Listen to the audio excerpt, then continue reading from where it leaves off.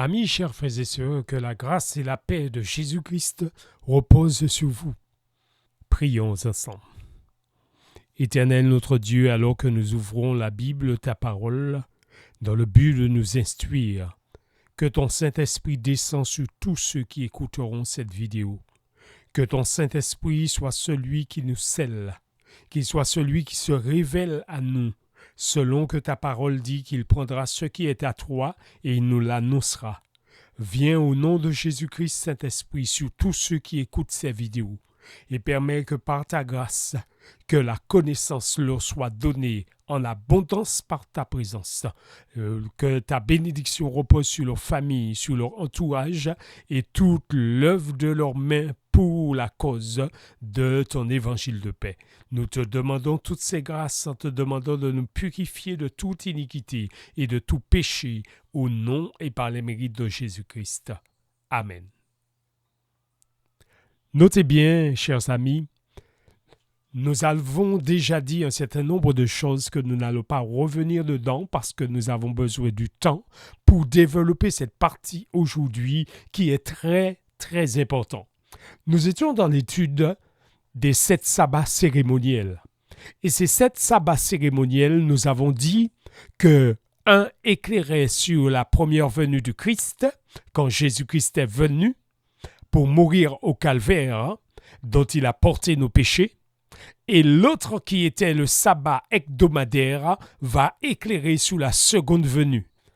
Donc nous allons rentrer dans le détail aujourd'hui après la croix, c'est-à-dire le détail où Jésus-Christ s'est déjà donné et que nous allons passer à l'étape suivante qui nous conduit vers le retour. Donc le sabbat hebdomadaire, comme le sabbat cérémoniel, c'est un plan divin. C'est la révélation du plan divin concernant le retour de Jésus-Christ. À travers cette révélation, nous allons comprendre le plan divin. Dieu a un plan dans sa main, nous avons dit. Nous avons dit que le plan de Dieu est composé de plusieurs petits plans qui symbolisent un puzzle. Et dans ce puzzle, Dieu se révèle à ses enfants. Notez bien, nous avons dit la dernière fois que Satan étudiait la prophétie et pourtant, Dieu ne se révèle pas à son esprit, mais Dieu se révèle à ses enfants. Alors pourquoi il étudie la prophétie? Il étudie la prophétie pour nous contrecarrer dans le plan divin. Mais nous avons l'onction du Saint-Esprit qui nous a été donnée pour nous révéler les profondeurs de cette parole et nous permettre d'avancer. Notez bien que dans ce séminaire qui s'est passé au ciel, qui était le séminaire de la création de la terre était restée en forme vide, nous l'avons déjà précisé. Ce séminaire qui était la création d'Adam et Ève et de la terre qui s'est déroulé en 7 jours au ciel avant que la guerre éclate, avant que Lucifer manifeste cette guerre. Dieu a placé une semaine de 7 jours qui ne peut être modifiée. Et nous devons nous poser la question pourquoi? C'est ce que nous allons répondre à travers cette vidéo. Pourquoi ce changement entre la Pâque avant la croix en la Sainte Seine après la croix? C'est aussi un détail que nous allons souligner à travers cette vidéo. C'est un enseignement au plus haut niveau pour le peuple de Dieu. C'est un enseignement qui sert de scellement juste avant que la guerre éclate sur la terre contre le sabbat par rapport à la marque de la bête.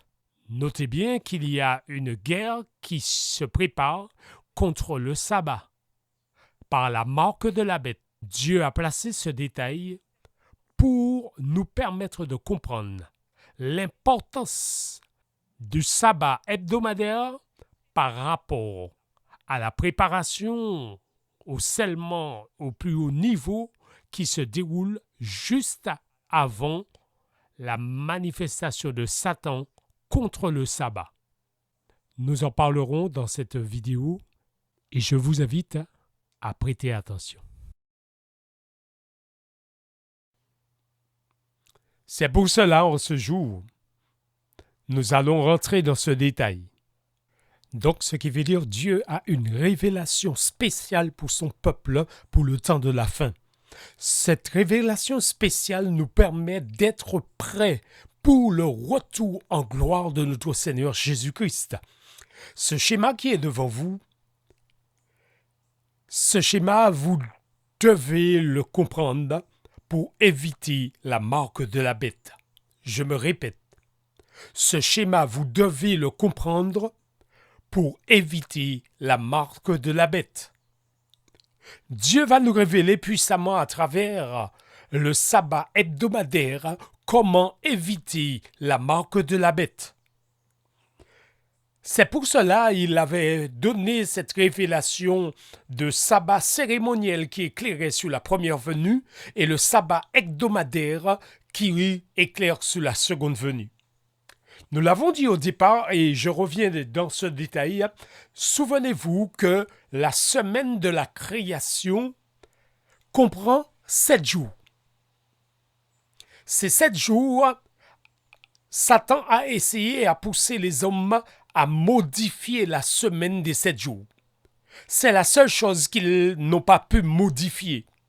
Dieu sait pourquoi il a placé la semaine de 7 jours d'une manière que l'homme ne peut pas modifier.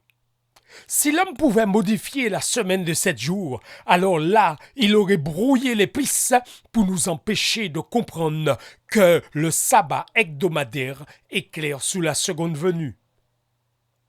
Et comme il ne peut pas brouiller les pistes, eh bien, notez bien un détail qui est très important, c'est que par cette révélation, Dieu nous révèle le piège placé sur le sabbat que l'homme a tenté de créer, qui est la marque de la bête. Donc la marque de la bête, Satan essaie de troubler les enfants de Dieu. Mais notez bien un détail que nous allons développer maintenant. C'est pour cela que nous trouvons avant la croix. Quand on parle de l'histoire de Jésus-Christ, on dit avant Jésus-Christ et après Jésus-Christ. Donc, nous allons partir de ce point de départ après la croix, puisque le sabbat hebdomadaire éclaire après la croix. Le sabbat cérémoniel a éclairé avant la croix. Donc, Jésus-Christ est le centre de l'histoire. Et comme Jésus-Christ est le centre de l'histoire, maintenant, nous allons approfondir le sabbat hebdomadaire à partir de la croix.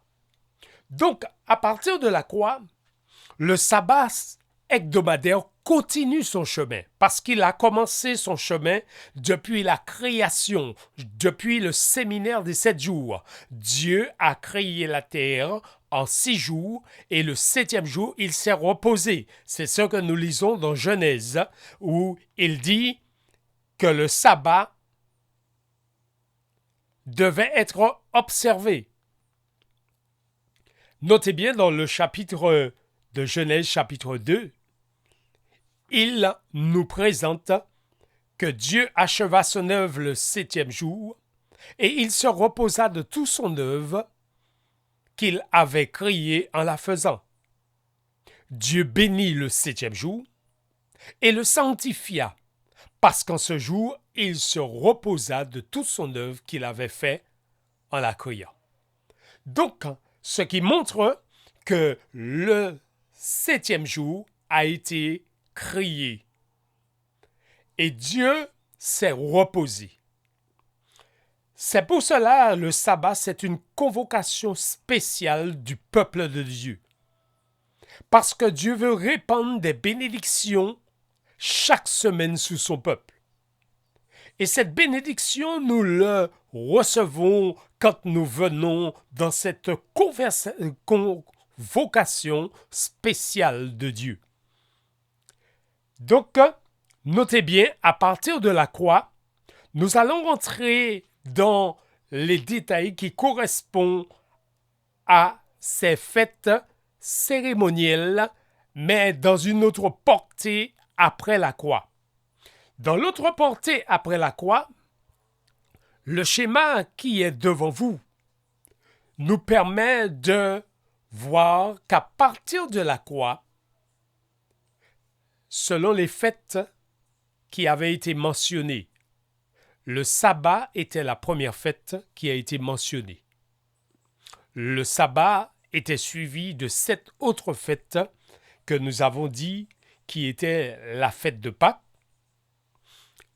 la fête des pains sans levain, la fête de la moisson, le jour des expiations, la fête des trompettes, la fête des tabernacles, le jubilé. Donc notez bien, à partir de la croix, nous trouvons ce qui est écrit dans le livre de 1 Corinthiens chapitre 5, à partir du verset 7. Alors il est dit, « Faites disparaître le vieux levain, afin que vous soyez une pâte nouvelle, puisque vous êtes sans levain. Car Christ, notre pacte, a été immolé. Célébrons donc la fête, non avec du levain, du vieux levain, non avec un levain de malice et de méchanceté, mais avec les pains sans levain de la pureté et de la vérité. » Notez bien que ce qui est dit dans ce passage. Faites disparaître le vieux levain. Pour quelle raison? Parce que Christ, notre Pâque, a été immolé. Donc, à partir du moment que Jésus-Christ a été immolé à la croix, à partir de ce moment-là, la fête prend une autre tournure après la croix. C'est la fête des pains sans levain, ce qui veut dire l'homme se trouve sans péché, nous l'avons déjà dit, parce que Jésus-Christ a pris le péché et il l'a débarrassé du levain qui symbolise le péché. Donc, après la croix, tous les hommes se trouvaient sauvés par la grâce de Jésus-Christ, débarrassés du péché qui condamnait, et se trouvent en la présence de Dieu le Père grâce à Jésus-Christ, lavés et purifiés de leurs péchés. C'est pour cela, Dieu dit à travers l'apôtre Paul que nous devons être baptisés et lavés de nos péchés. Il l'a dit par la bouche de Saint Pierre. Nous poursuivons avec ce texte tiré dans Lévitique. Dans le livre de Lévitique au chapitre 23, la première fête qui était mentionnée, l'Éternel parla à Moïse à partir du verset 1er. L'Éternel parla à Moïse et dit, « Parle aux enfants d'Israël, et tu leur diras, les fêtes de l'Éternel que vous publierez seront des saintes convocations. Voici quelles sont mes fêtes. On travaillera 6 jours, mais le 7e jour est le sabbat, le jour du repos. Il y aura une sainte convocation. Vous ne ferez aucun ouvrage, c'est le sabbat de l'Éternel dans toutes vos demeures. Voici les fêtes de l'Éternel, les saintes convocations que vous publieriez à leur temps fixé. Le premier jour, le premier mois du moins, le 14e jour du mois, entre les 2 soirs, ce sera la Pâque de l'Éternel. Dieu a révélé qu'il y avait la première fête mentionnée qui était le sabbat hebdomadaire, le sabbat du 7e jour de la semaine. Et puis après cela, il va mentionner les 7 autres fêtes qui sont les 7 fêtes cérémonielles.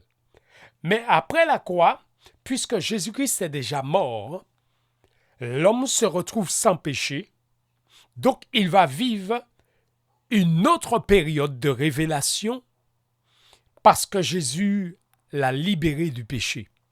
Donc, C'est pour cela les fêtes ont une autre connotation, une autre révélation plus profonde à partir de la croix. C'est pour cela que nous retrouvons la fête des pains sans levain. La fête des pains sans levain, selon Lévitique 23 à partir du verset 6, et le 15e jour de ce mois, ce sera la fête des pains sans levain, en l'honneur de l'Éternel. Vous mangerez pendant 7 jours des pains sans levain. Le premier jour, vous aurez une sainte convocation, et vous ne ferez aucune œuvre servile. Donc, cette fête de pain sans levain confirme ce que nous avons déjà dit, que le peuple se trouvait sans levain, donc sans péché. Notez bien ce qui est dit dans le livre de Jean au chapitre 6, à partir du verset 1er. Jean chapitre 6, à partir du verset 1er. Nous lisons. Après cela, Jésus s'en alla de l'autre côté de la mer de Galilée, de Tibériade. Une grande foule le suivait parce qu'elle voyait les miracles qu'il opérait sur les malades. Jésus monta sur la montagne et là il s'assit avec ses disciples. Or, la Pâque était proche, la fête des Juifs. Notez ce détail avant de poursuivre la lecture. Or, la Pâque était proche, la fête des Juifs. Verset 47, toujours le chapitre 6 de Jean, Jean chapitre 6, verset 47. En vérité, je vous le dis, celui qui croit en moi a la vie éternelle. Je suis le pain de vie. Vos pères ont mangé de la manne dans le désert, et ils sont morts. C'est ici le pain qui est descendu du ciel, afin que celui qui mange ne meure point. Je suis le pain vivant qui est descendu du ciel. Si quelqu'un mange de ce pain, il vivra éternellement. Et le pain que je lui donnerai, c'est ma chair que je donnerai pour la vie du monde. Là-dessus, les Juifs disputèrent entre eux en disant « Comment peut-il nous donner sa chair à manger ?» Jésus leur dit « En vérité, je vous le dis, si vous ne mangez la chair du Fils de l'homme, et si vous ne buvez son sang, vous n'aurez point la vie en vous-même. Celui qui mange ma chair et qui boit mon sang a la vie éternelle, et je le ressusciterai au dernier jour, car ma chair est vraiment une nourriture et mon sang est vraiment un breuvage. Celui qui mange ma chair et qui boit mon sang demeure en moi et je demeure en lui. Comme le Père qui est vivant m'a envoyé et que je vis par le Père, ainsi celui qui me mange, vivra par moi. C'est ici le pain qui est descendu du ciel. Il n'en est pas comme de vos pères qui ont mangé la manne et qui sont morts. Celui qui mange ce pain vivra éternellement. Notez bien les détails qui a été mentionnés. Nous allons y revenir sur certains détails. Jésus se présente comme étant celui qui est descendu du ciel. Il se présente comme celui qui est le pain de vie. Il se présente comme celui dont la manne annonçait en disant « Vos pères ont mangé de la manne dans le désert et ils sont morts » verset 49. C'est ici le pain qui est descendu du ciel, afin que celui qui en mange ne meure point. Donc Jésus attire leur attention que la manne n'a pas solutionné le problème.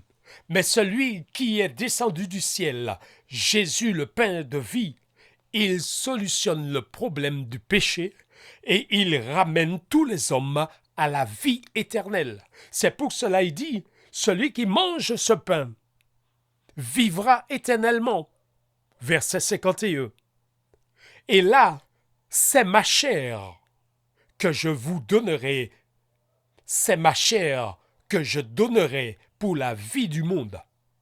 Les Juifs n'avaient pas compris cette parole, puisqu'ils interprètent cette parole ainsi en disant « Comment peut-il nous donner sa chair à manger ?»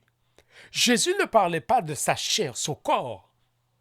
Il parlait de sa mort expiatoire à la croix. Il parlait de sa chair déchirée à la croix. Mais il ne parlait pas d'une mort humaine.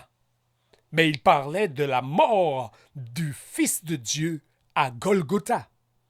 Donc, en d'autres termes, c'est pourquoi il souligne au verset 53 de Jean 6, toujours, « En vérité, je vous le dis, si vous ne mangez la chair du Fils de l'homme, et si vous ne buvez son sang, vous n'avez point la vie en vous-même. » Jésus était en train d'attirer l'attention que manger la chair du Fils de l'homme, c'est dévorer sa parole.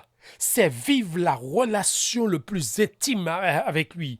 C'est vivre cette relation où Dieu se révèle à notre esprit et qu'à travers cette relation entre Dieu et nous, nous vivrons un scellement de la révélation de Dieu à notre égard. Dieu se révèle à celui qui passe du temps avec lui.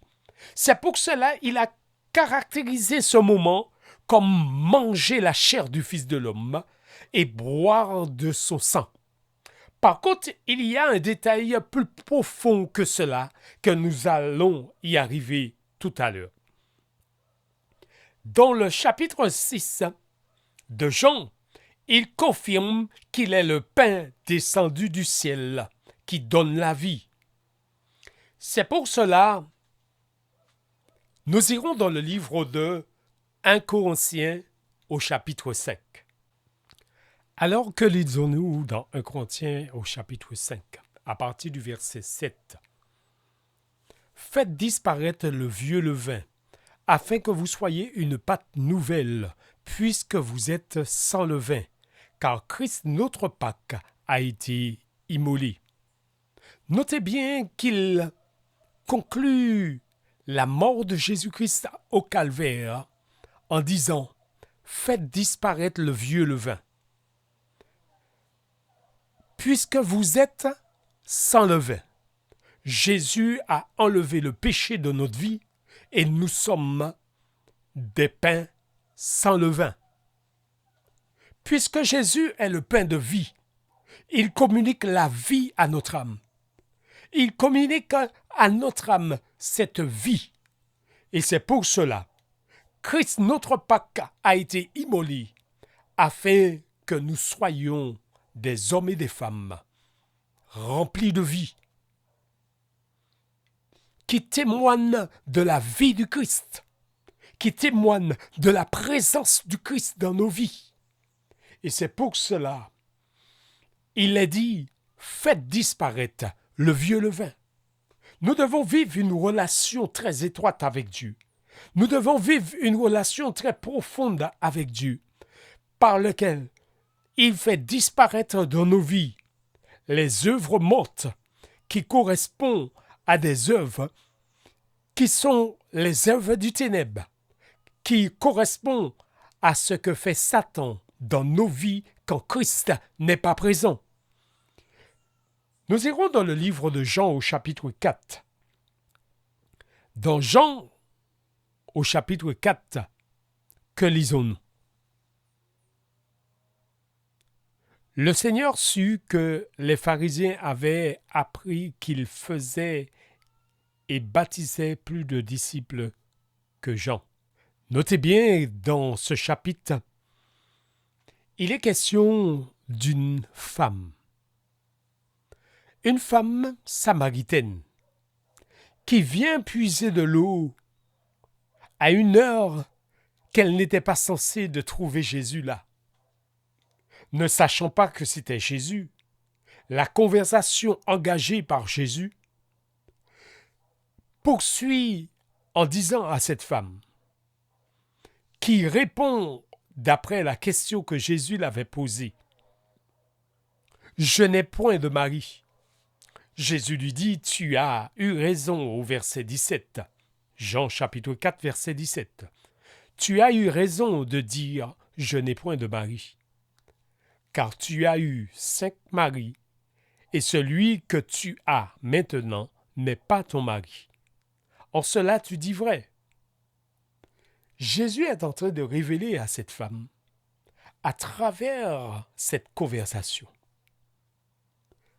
quelque chose de très profond que Jésus est en train de révéler. Verset 19. « Seigneur, lui dit la femme, je vois que tu es prophète. » Notez bien ce qu'elle dit. « Je vois que tu es prophète. Nos pères ont adoré sur cette montagne. Et vous dites, vous, que le lieu où il faut adorer est à Jérusalem. » Femme, lui dit Jésus, crois-moi, que l'heure vient où ce ne serait ni sur cette montagne, ni à Jérusalem que vous adorerez le Père. Vous adorez ce que vous ne connaissez pas. Nous, nous adorons ce que nous connaissons, car le salut vient des Juifs. Mais l'heure vient, verset 23. Mais l'heure vient, et elle est déjà venue, où les vrais adorateurs adoreront le Père en esprit et en vérité, car ce sont là les adorateurs que le Père demande. Dieu est esprit, et il faut que ceux qui l'adorent en esprit et en vérité. La femme lui dit, « Je sais que le Messie doit venir, celui qu'on appelle Christ. Quand il sera venu, il nous annoncera toutes ces choses. » Toutes choses. Jésus lui dit, « Je le suis, moi qui te parle. » Jésus confirme à cette femme que je suis le Messie que tu es en train de parler. La femme laissant Jésus et alla à ce village qu'elle habitait et va ramener tout le monde en disant qu'il a trouvé un prophète, qu'il a annoncé tout ce que sa vie a été dans le passé.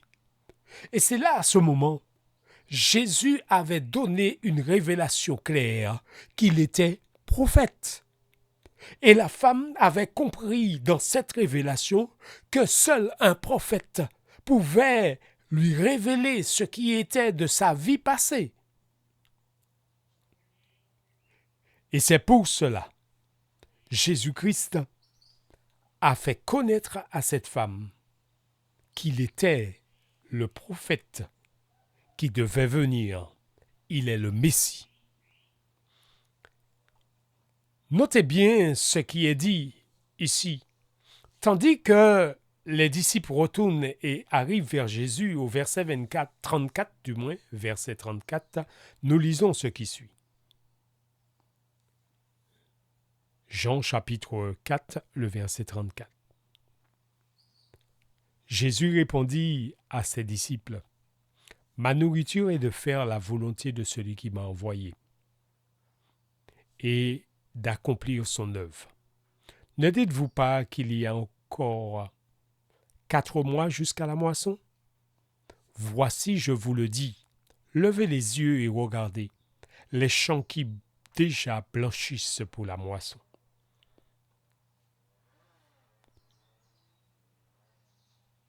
Jésus était en train de leur révéler ce que faisait cette femme dans la ville qui ramène auprès de Jésus ce village, ces hommes et ces femmes, en leur disant « J'ai trouvé un homme qui m'a dit toute ma vie, ne serait-il pas le Christ? Venez et vous allez voir de vous-même. » Notez bien que Jésus était en train de révéler quelque chose de très profond concernant sa mission en tant que Messie. Nous irons dans le livre de Jean au chapitre 7, à partir du verset 38. Jean chapitre 7, à partir du verset 38. Que lisons-nous?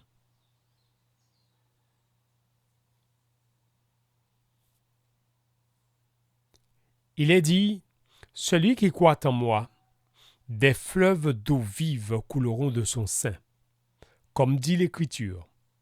Il dit cela de l'Esprit que devaient recevoir ceux qui croiraient en lui, car l'Esprit n'était pas encore, parce que Jésus n'avait pas encore été glorifié. » Des gens de la foule ayant entendu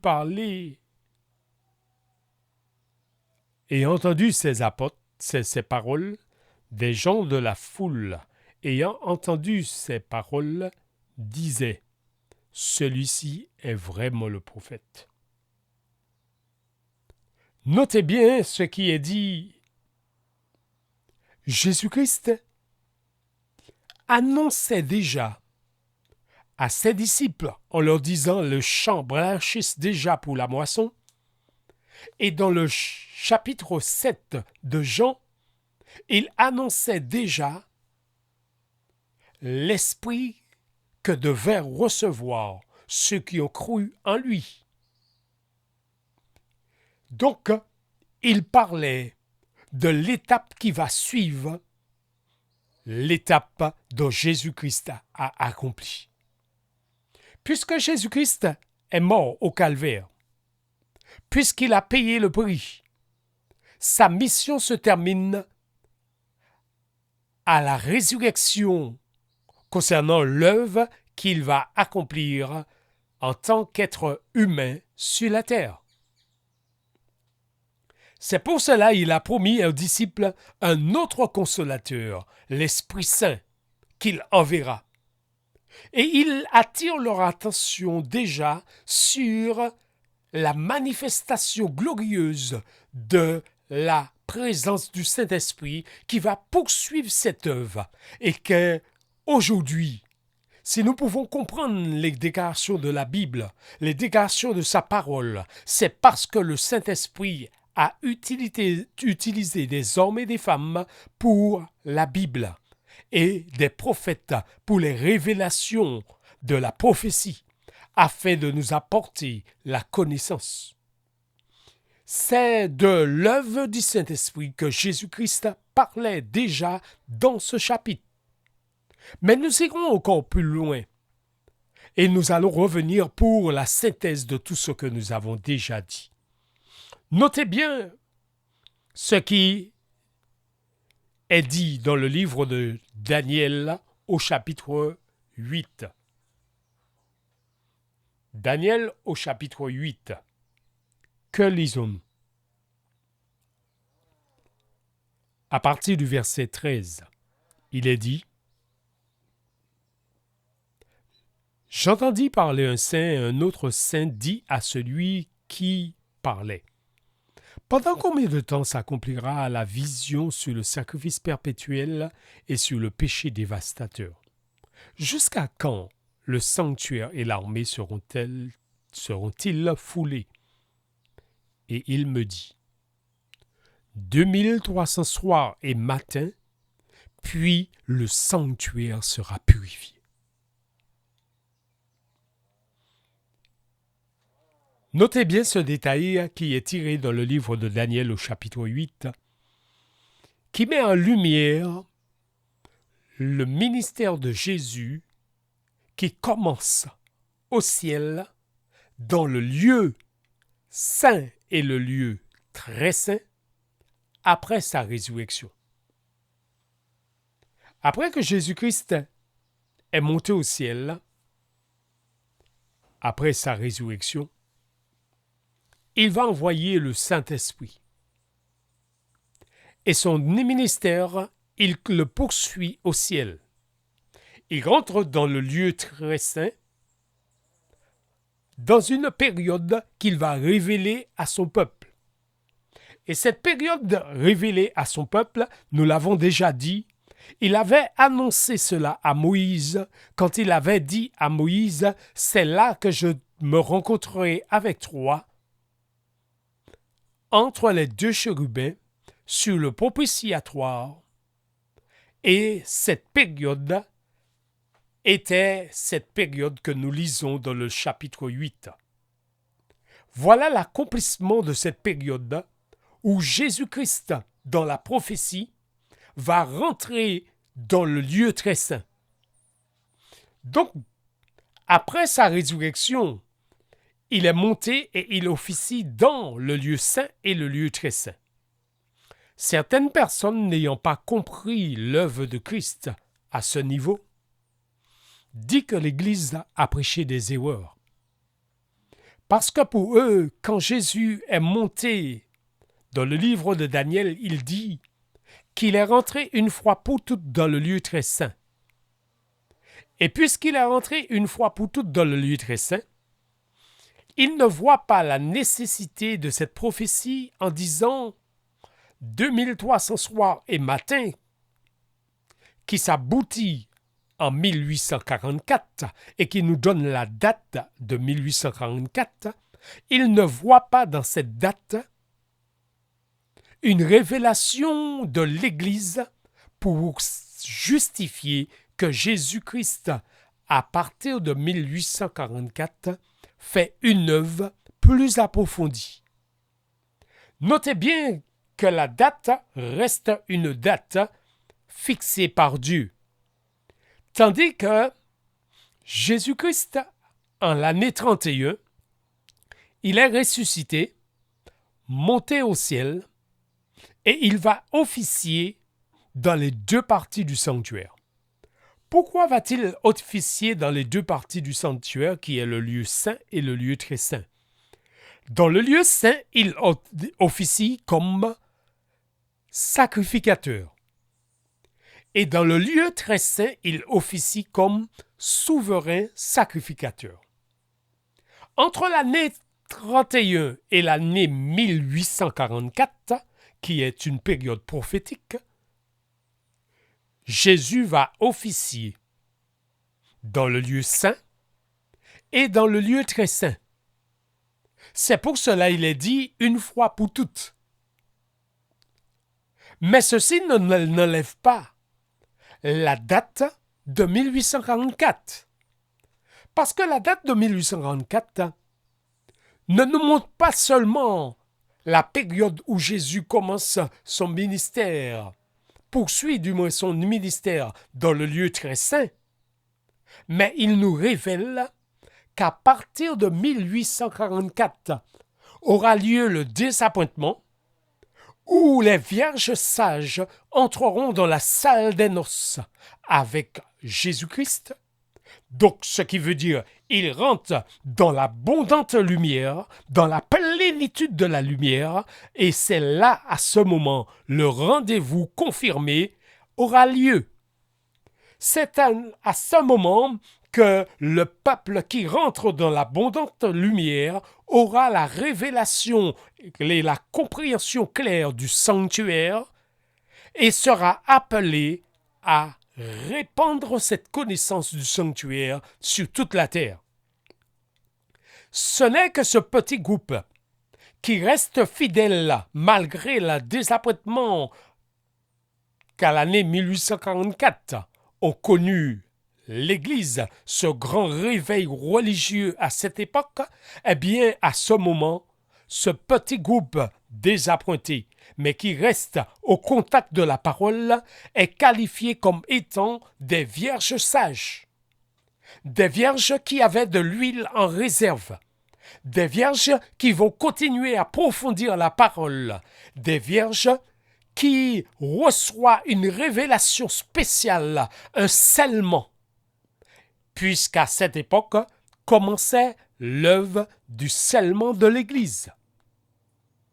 Donc, ce scellement au ciel révélait un scellement du peuple de Dieu.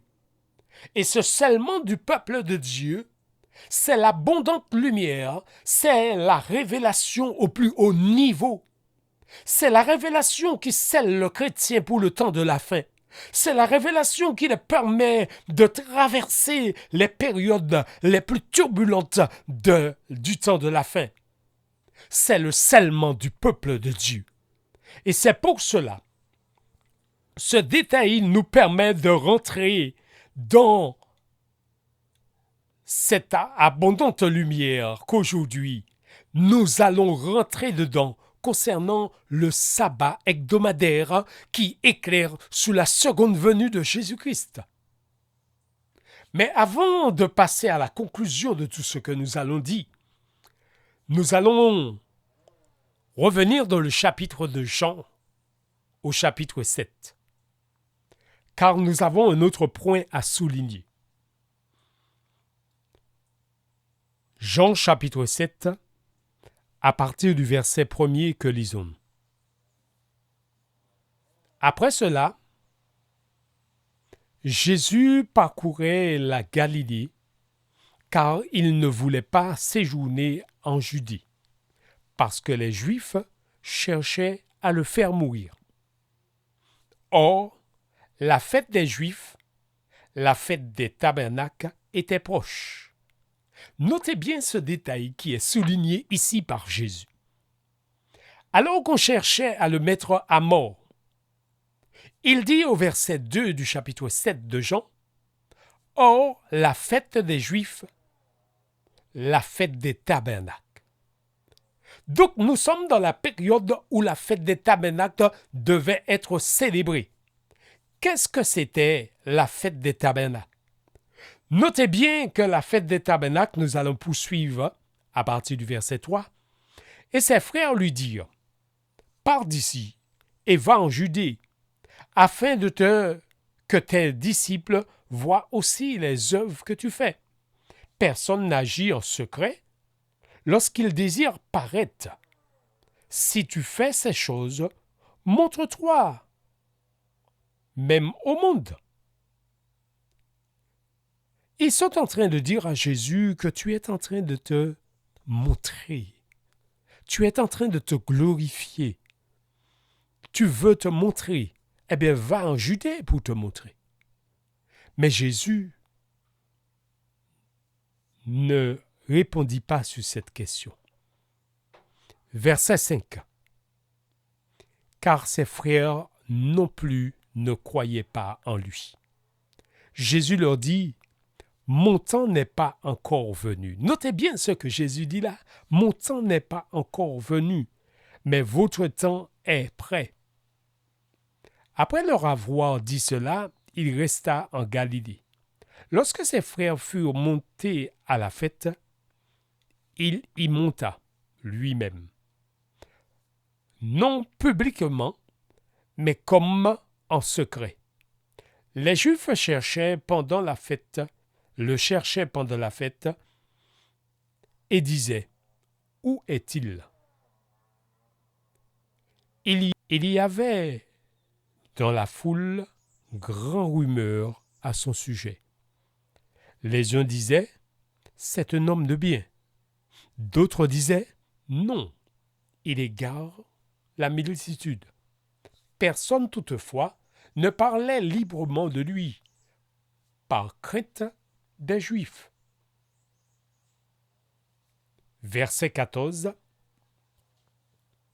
Vers le milieu de la fête, Jésus monta au temple, et il enseignait. Les Juifs s'étonnaient, disant, « Comment connaît-il les Écritures, lui qui n'a point étudié ?» Les Juifs étaient étonnés de cette vérité que Jésus annonçait de sa bouche. Ils sont étonnés en disant qu'il, lui qui n'a point étudié, alors qu'il est le maître de la parole, alors qu'il est celui dont la parole révèle. Jésus avait dit à ses frères, « Mon heure n'était pas encore venue ». Jésus savait à quelle heure qu'il devait monter à la fête.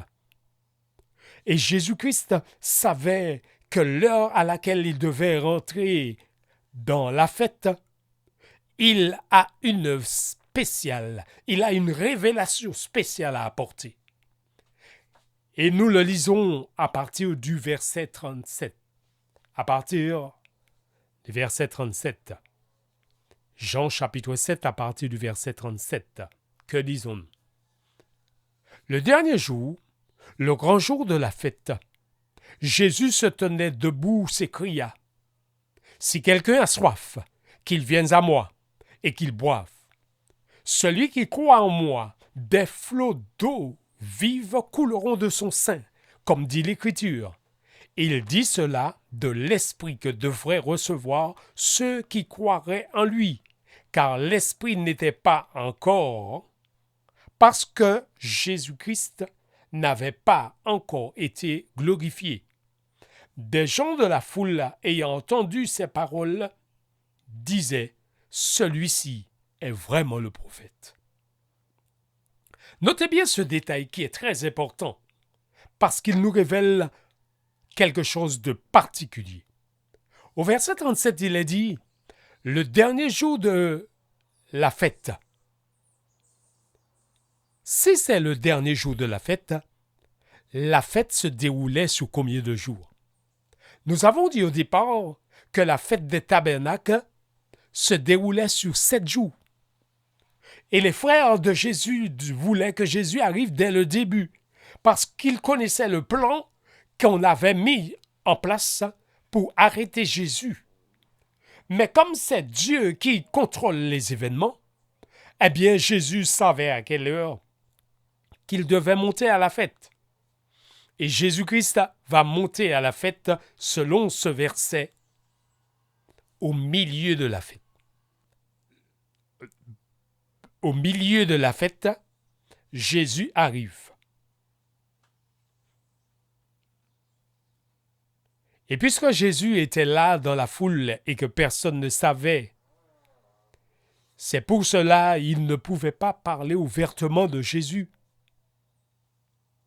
C'est pour cela, en quelque sorte, ils attendaient Jésus. Ils cherchaient à rencontrer Jésus dans la fête. Jésus était déjà là, mais Jésus ne se présentait pas encore. Et c'est pour cela, au verset 37, il va se présenter à ce moment précis. Le dernier jour de la fête. Ce grand jour, Jésus dit: si quelqu'un a soif, qu'il vienne à moi. Parce que à ce moment, il va révéler l'œuvre du Saint-Esprit qui coule du sein de celui qui croit en lui. Jésus va parler maintenant à cette foule. À partir du verset 43, nous lisons la suite. Il y eut donc à cause de lui division parmi la foule. Quelques-uns d'entre eux voulaient le saisir, mais personne ne mit la main sur lui, parce que ce n'était pas l'heure. C'est Dieu qui dirige les événements. Et puisque c'est lui qui dirige les événements, les choses ne s'accomplissent qu'en son temps. Notez bien le détail qui est dit dans Apocalypse chapitre 20, à partir du verset 1er. Puis je vis descendre du ciel un ange qui avait la clé de l'abîme et une grande chaîne dans sa main. Ici, ce verset nous révèle cette œuvre finale quand Jésus termine son œuvre dans le lieu très saint. Verset 2, il dit: il saisit le dragon, le serpent ancien qui est le diable et Satan, et il le lia pour 1000 ans. Quand Jésus-Christ termine son œuvre dans le lieu très saint, quand Jésus-Christ a terminé le scellement, ce dragon qui est représenté, qui est mis en lumière par ces versets, qui représente le diable, sera lié à la même durée de temps que le peuple de Dieu sera enlevé pour vivre 1000 ans au ciel. Donc, puisque l'heure est venue où Jésus a terminé son œuvre dans le lieu très saint, et que le peuple de Dieu sera enlevé sur les nuées des anges, sur des nuées à la rencontre de Jésus dans les airs, pour être emmené au ciel. Notez bien, nous pouvons maintenant rentrer dans la plénitude de la révélation qui correspond au sabbat hebdomadaire qui éclaire sous la seconde venue. Et c'est pour cela, en ce moment, nous allons revenir dans la synthèse de ce moment avec tout ce que nous avons déjà dit. C'est pour cela le schéma qui est devant vous. Nous devons le comprendre. Ce schéma nous révélait que la première partie de ce schéma montrait la première venue de Jésus à partir de la croix où Jésus-Christ va mourir à la croix. Nous allons entamer la deuxième partie. C'est pour cela dans l'histoire, nous avons l'histoire dans nos mains et nous pouvons avec certitude dire que ce que nous disons est vrai. Pourquoi elle est vraie?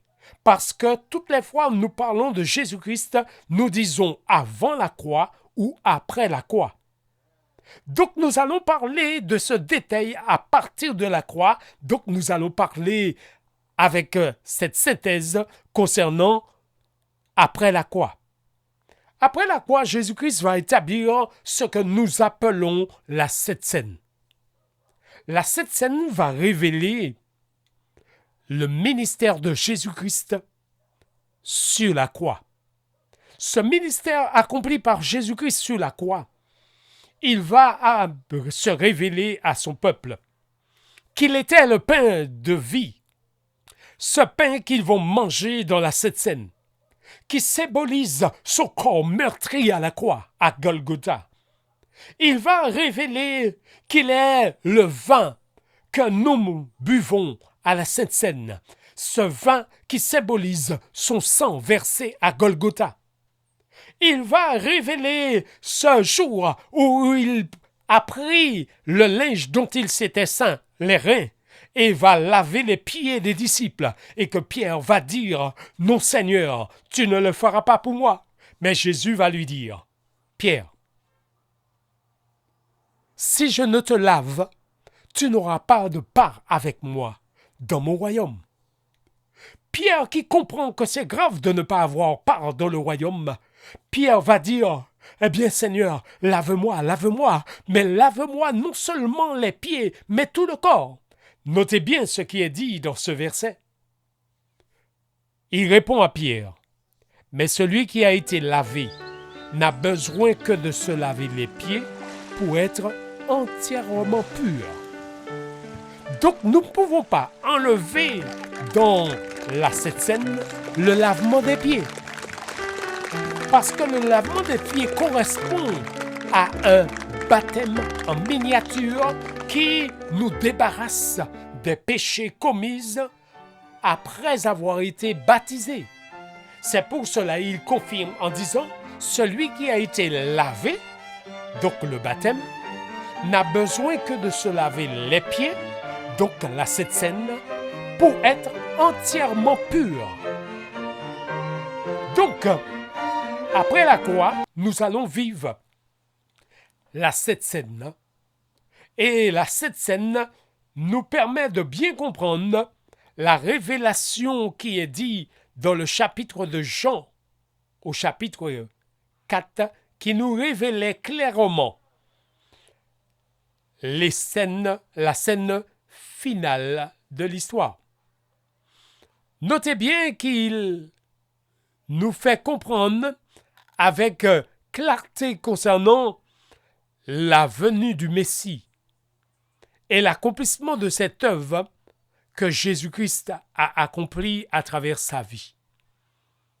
Puisque le schéma qui est devant vous nous révèle les 7 sabbats cérémoniels, et nous avons dit que le sabbat hebdomadaire, il ne s'arrête pas à la croix, mais il poursuit son chemin jusqu'à la seconde venue de Christ. C'est pour cela, pour ne pas entraver l'œuvre du troisième ange, l'œuvre que le peuple scellé devrait faire dans le temps de la fin. Rappelez-vous que Jésus-Christ a placé 4 anges aux 4 coins de la terre pour retenir les vents. Rappelez-vous que Jésus-Christ a placé ses anges pour retenir les 4 vents de la terre, afin qu'il ne soufflât point de vent pendant cette période que le peuple de Dieu travaille pour révéler au monde le message du scellement. Donc, à travers ce schéma, nous comprenons une chose. Quand Jésus-Christ révélait que si quelqu'un a soif, qu'il vienne à moi, il dit cela pour indiquer l'œuvre du Saint-Esprit à travers la vie de ceux qui auront cru en lui. Donc, en d'autres termes, nous comprenons que celui qui est rempli du Saint-Esprit, c'est celui qui croit en Jésus, dont Jésus-Christ va le baptiser de son esprit. C'est pour cela qu'il révélait à cette femme et à ses disciples que les champs blanchissent déjà pour la moisson. C'est pour cela qu'il disait à ses disciples qu'il a une autre nourriture à manger, parce qu'il voyait déjà le champ blanchir pour la moisson, l'œuvre qu'accomplissait cette femme en ramenant le village à écouter Jésus et à dire « Ce n'est pas à cause de toi, mais c'est à cause de lui que nous sommes convaincus que c'est le Messie. » Donc, si le sabbat cérémoniel éclairait sur la première venue et que le sabbat hebdomadaire éclaire sur la seconde venue, alors que pouvons-nous dire en conclusion? Eh bien, nous pouvons dire que les 7 sabbats, le sabbat hebdomadaire, puisqu'il ne s'arrête pas à la croix de Golgotha, il poursuit son œuvre parce qu'il a à éclairer les hommes et les femmes du temps de la fin, afin de ne pas recevoir la marque de la bête. Notez bien le premier jour de la semaine quand Jésus-Christ est ressuscité. La Bible dit qu'il est ressuscité le dimanche de Pâques, le premier jour de la semaine. Donc le premier jour de la semaine, c'est le dimanche. Établir un sabbat le dimanche correspond à la marque de la bête. Tandis que le sabbat hebdomadaire, qui éclaire sur la seconde venue, montre que quand Jésus-Christ reviendra, il reviendra le jour où son peuple sera à une préparation spéciale parce qu'ils auront célébré le Saint Sabbat, confessé leurs péchés et se trouvent prêts pour être enlevés au ciel. Ceci ne peut s'accomplir que dans le temps que Dieu a déterminé, puisque la semaine comprend 7 jours. Et si la semaine comprend 7 jours, dans le livre premier écrit à la page du moins, premier écrit à la page 16, il est dit « Nous rentrâmes tous dans la nuée, et notre ascension pour atteindre la mer de Verre dura 7 jours. » Ce détail est très important. Nous entrâmes tous dans la nuée, et notre ascension pour atteindre la mer de Verre dura 7 jours. De quelle nuée s'agissait-il? Il s'agit bien de la nuée du retour de Jésus-Christ. Quand nous rentrerons dans cette nuée pour être enlevés au ciel, nous aurons déjà fait un sabbat dans les airs. Et ce sabbat dans les airs correspond à ce que Apocalypse 20 nous disait. Puisque Jésus-Christ, selon le rituel des Hébreux, révélé aux Hébreux, qui était à la fin de la fête, il fallait confesser le péché sous le bouc et le placer sous le bouc Azazel. Et la personne chargée devait aller le lâcher au désert. Et on devait attendre 7 jours pour réintégrer le camp. On sait pour cela, le transfert des péchés a été fait avant.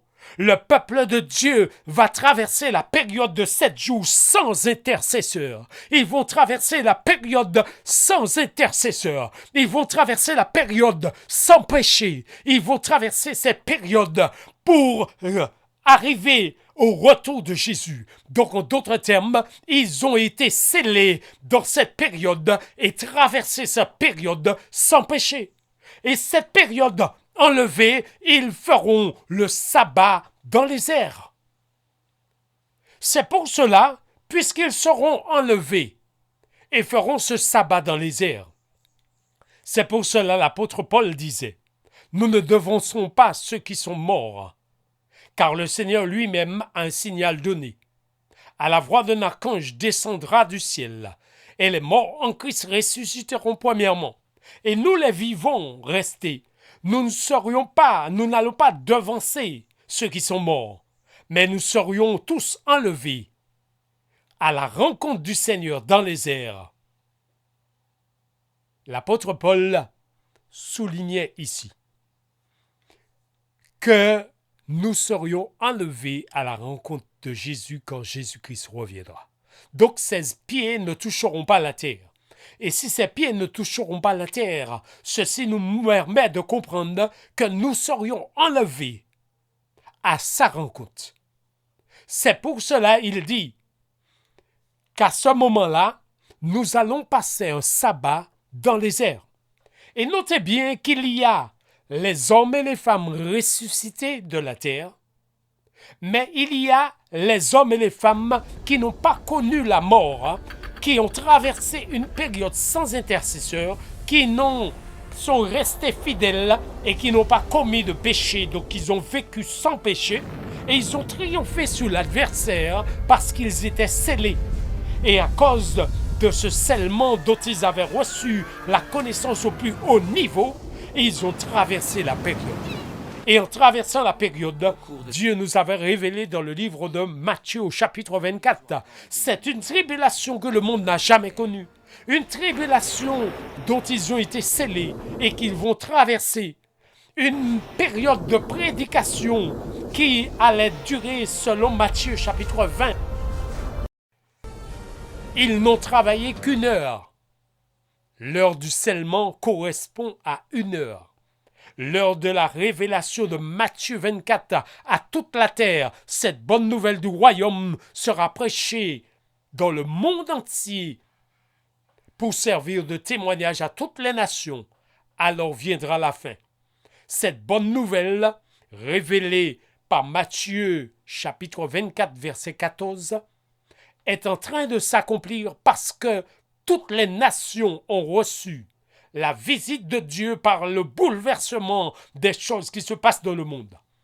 Ils ont reçu l'invitation de Dieu parce que tous sont interpellés par les événements qui frappent le monde en ce moment. Dieu est en train d'attirer l'attention de tout un chacun parce qu'il a un dernier message à donner pour ne pas recevoir la marque de la bête. Et ce dernier message qu'il donne pour ne pas recevoir la marque de la bête, il a commencé à distribuer des invitations par ces événements qui bouleversent le monde. Et ces événements qui bouleversent le monde est comme des invitations que Dieu a adressées à ouvrir l'oreille pour entendre le dernier message.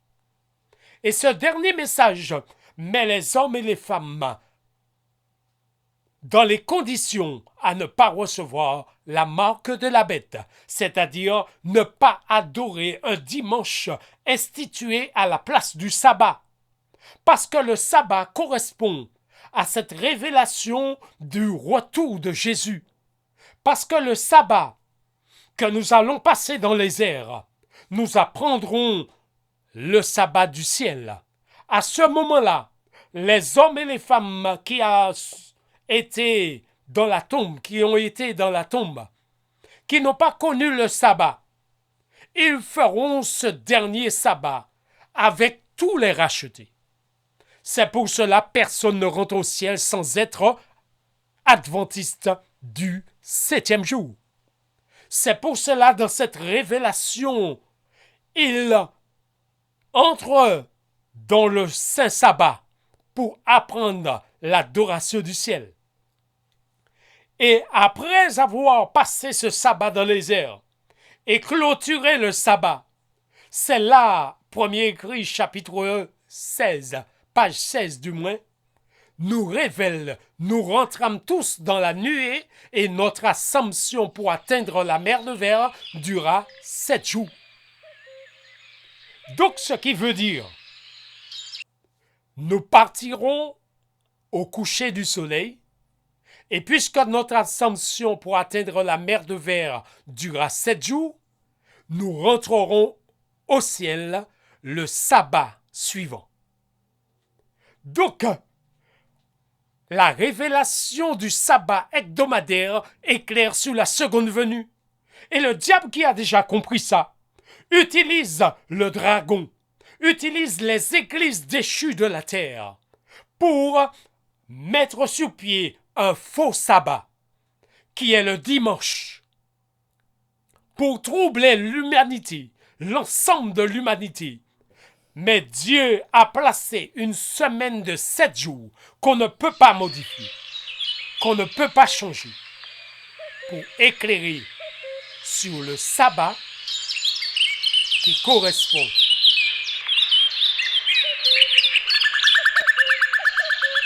la période où Dieu cessa son œuvre et se reposa. La période où il éclaire sur le sabbat, qui est le sceau de Dieu, et révèle que celui qui a le sceau de Dieu ne peut être marqué de la marque de la bête. Donc celui qui adore le sabbat ne peut recevoir la marque de la bête, puisque la marque de la bête, c'est le dimanche. C'est accepter d'adorer un jour que Dieu n'a pas donné. Donc, qui l'a donné? C'est bien Lucifer qui a troublé les hommes et qui leur a donné un faux sabbat. C'est pour cela il est dit, un détail que nous concluons avec. Il est dit, le Seigneur a révélé à Sir White ce détail que nous allons lire. Satan disait, mais notre principal souci est de réduire au silence cette secte d'observateurs du sabbat. Nous devons exciter contre eux l'indignation populaire. Nous enrôlerons de grands hommes pleins de sagesse du monde et nous persuaderons ceux qui sont au pouvoir d'accomplir nos desseins. Donc les desseins que accomplissent ces hommes aujourd'hui, c'est le dessein de Lucifer, le dessein du malin. C'est pour cela le sabbat, c'est le dessein de Dieu. Le sabbat, c'est la révélation divine. Et nous devons comprendre cette révélation qui ne peut être comprise qu'à travers une semaine qu'on ne peut modifier. Une semaine qui correspond à 7 jours et qui nous révèle chaque jour, car l'Éternel est le Dieu, le Seigneur du sabbat. Tu adoreras le Seigneur ton Dieu et tu le serviras lui seul. Tu célébreras le saint sabbat de l'Éternel, car l'Éternel est celui qui est digne d'adoration. Alors le dernier jour de la fête, c'est le jour qui correspond à cette révélation où la plénitude du Saint-Esprit devrait communiquer la joie à tous ceux qui étaient rassemblés. Mais ils étaient dans la tristesse parce qu'ils avaient le plan de l'ennemi dans leur cœur. Mais les enfants de Dieu aujourd'hui sont dans la joie et commencent à célébrer parce qu'ils ont la révélation qui correspond au retour de Jésus-Christ. Parce qu'ils ont la révélation qui correspond à la révélation du sanctuaire qui pointe le doigt sur le retour de Jésus-Christ. Jésus revient, amis. Soyez prêts. Que la grâce de Dieu repose sur toi. Amen.